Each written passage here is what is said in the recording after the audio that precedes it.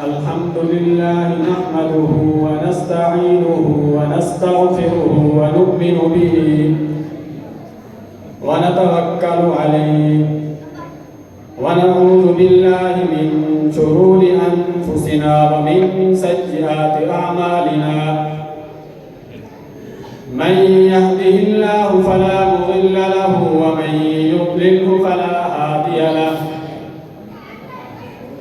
وأشهد أن لا إله إلا الله وأشهد أن محمدا عبده ورسوله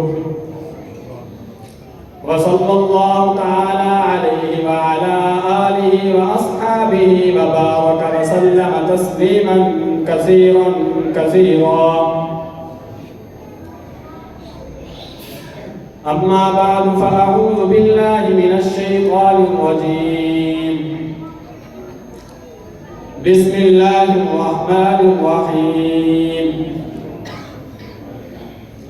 إنما يخشى الله من عباده العلماء. صدق الله العظيم وصدق رسوله النبي الكريم. میرے واجب الاحترام معزز دوستوں بزرگوں، آج کی یہ خوبصورت کانفرنس ان عزیز طلباء کرام کے اعزاز میں منعقد کی گئی ہے، جنہیں اللہ تعالی نے قرآن کریم جیسی بہت بڑی نعمت سے نوازا ہے.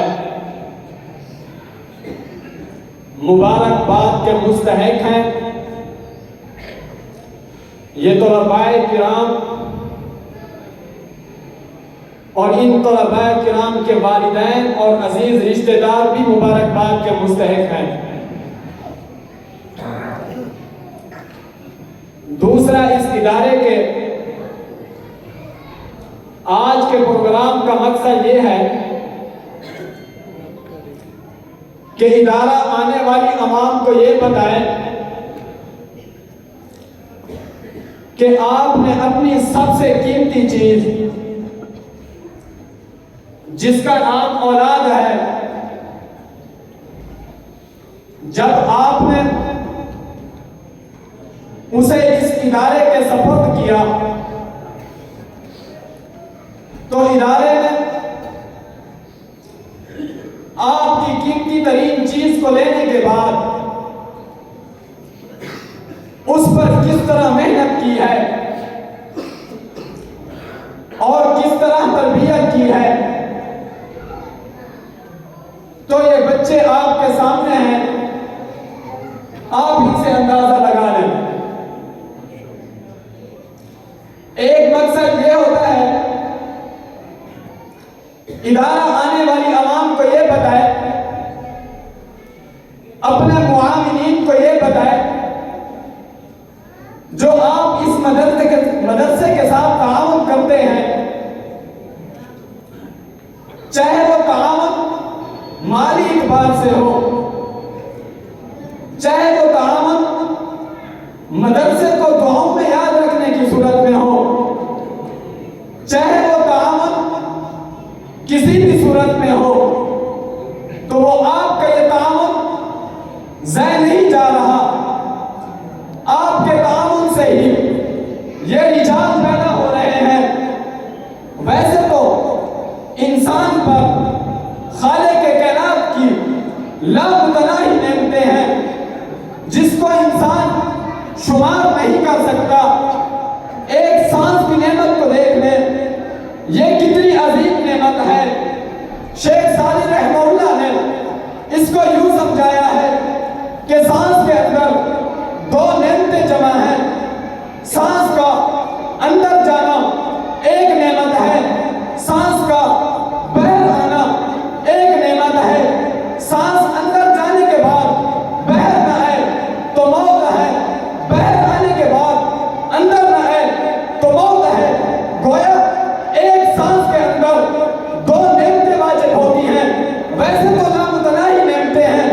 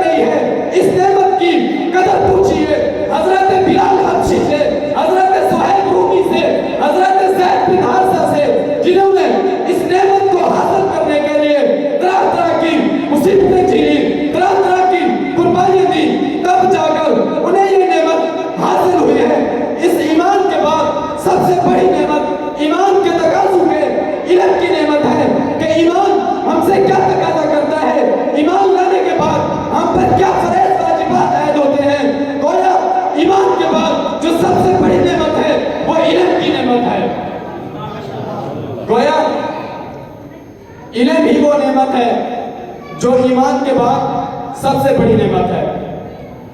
یہ ادارہ عثمان بن عفان جس کے ساتھ کا آج اختتام ہو رہا ہے، اسی علم دین کی خدمت کے لیے، اسی علم کو پہنچانے اور پھیلانے کے لیے قائم کیا گیا ہے۔ حتی الامکان اسی راستے پر چلنے کی کوشش بھی کر رہا ہے۔ آپ لوگوں کی دعاؤں سے اور تعاون سے یہ مدرسہ چل رہا ہے، لیکن آج کی اس فضا میں لوگوں نے ان مدارس کے اوپر ایسے اعتراض بھر لیے ہیں، ایسے پروپیگنڈے کر لیے ہیں جو عام لوگوں کے دلوں میں، جو دانستہ یا غیر دانستہ طور پر ان کے دلوں میں پیدا ہو جاتے ہیں۔ وہ دین سے محبت تو کرتے ہیں، لیکن ان شریر لوگوں کی وجہ سے ان کے دلوں میں ان مدارس کی محبت ختم ہو جاتی ہے۔ دنیا کے اندر مولوی کوئی بھی کام کرے گا، اس کے اندر کوئی نہ کوئی اعتراض نکالنے کی کوشش کرتے ہیں۔ مولوی دنیا کے اندر اگر کوئی خرابی ہوگی اس کو مولوی کی طرف پھیرنے کی کوشش کرتے ہیں۔ اگر کوئی مولوی بیچارہ قال اللہ اور قال رسول کا درس دے رہا ہے، مدرسہ بنا کر بچوں کو پڑھا رہا ہے، لوگوں کا اعتراض یہ ہے کہ اس مولوی کو دنیا کی خبر نہیں ہے، اس کو اپنے بسم اللہ کے گنبد سے نکلنے کی فرصت نہیں ہے۔ اگر کوئی مولوی بیچارہ اجتماعی کام کے لیے، رفاہی کام کے لیے باہر نکل آئے، سیاست میں آ جائے، لوگ اعتراض کرتے ہیں یہ تو سیاسی مولوی ہے، اس کی بات کا اعتبار بھی نہیں کیا جا سکتا۔ اگر کوئی مولوی فقر و تنگدستی کا شکار ہو، لوگوں کا اعتراض یہ ہوتا ہے اس مولوی نے اپنے بچوں کے لیے کوئی وسائل کا انتظام نہیں کر رکھا۔ اگر کسی مولوی کے پاس دولت آ جائے، لوگ اعتراض کرتے ہیں اس مولوی کے پاس تو دولت آ گئی، قانون کی دولت آ گئی، اس مولوی کے پاس دولت کہاں سے آ گئی؟ نہ یہ کام کرتے ہیں نہ کاروبار کرتے ہیں، ضرور اس کی کوئی حرام کی کمائی ہوگی۔ ہر مولوی کو کسی بھی صورت میں معاف نہیں کیا جاتا۔ میرے دوستو، ایک قوم تو وہ ہے جو ان مدارس کے خلاف پروپیگنڈا کرتی ہے، اس کا کام بھی یہی ہے کہ ان مدارس کے خلاف پروپیگنڈا کیا جائے، ان کو لبرل بنایا جائے، ان کے دلوں میں مولویوں اور مدارس کی محبت کو ختم کیا جائے۔ یاد رکھو، یہ لوگ دین کے بھی دشمن ہیں، اسلام کے بھی دشمن ہیں، اس زمین پر اللہ کے کلمے کے غلبے کے بھی دشمن ہیں۔ یاد رکھو، جب تک یہ گوریا نشین مولوی اس زمین پر موجود ہے، اسلام کو نہیں مٹایا جا سکتا۔ آپ ایک مشاہدہ ہے کہ بہت سے خطے موجود ہیں جہاں پر مدارس کو ختم کر دیا گیا، مولویوں کو سرکاری مولوی بنا دیا گیا، مولویوں کو کسی بھی صورت میں آگے نہیں آنے دیا۔ تو آج ان خطوں میں کوئی آپ کو صحیح مسلمان نظر نہیں آئے گا۔ ان کی مثال ایسے ہو جاتی ہے جیسے کسی چرواہے کو قتل کر دیا جائے اور بکریوں کا کوئی رکھوالا نہیں ہوتا، اور ان بکریوں کو بھیڑیے چیر پھاڑ کر کھا جاتے ہیں۔ آج عام مسلمانوں کا ان خطوں میں یہی حال ہے کہ ان کو کفار اور انگریز چیر پھاڑ کر کھا رہے ہیں، لیکن ان کو یہ بات معلوم نہیں ہے۔ ایک واقعہ بیان کر کے ختم کروں گا کہ شیخ الاسلام حضرت مولانا مفتی محمد تقی عثمانی صاحب فرماتے ہیں کہ میرا بغداد جانا ہوا۔ بغداد یہ وہ شہر ہے جہاں پر اسلام کا بول بالا ہوا کرتا تھا۔ بغداد وہ شہر ہے جو اسلام کا مرکز ہوا کرتا تھا۔ بغداد وہ شہر ہے جہاں پر خلافت عباسیہ کا جاہ و جلال لوگوں نے دیکھا ہے، اور بغداد وہ شہر ہے جہاں پر علوم و فنون کے بازار گرم ہوتے تھے۔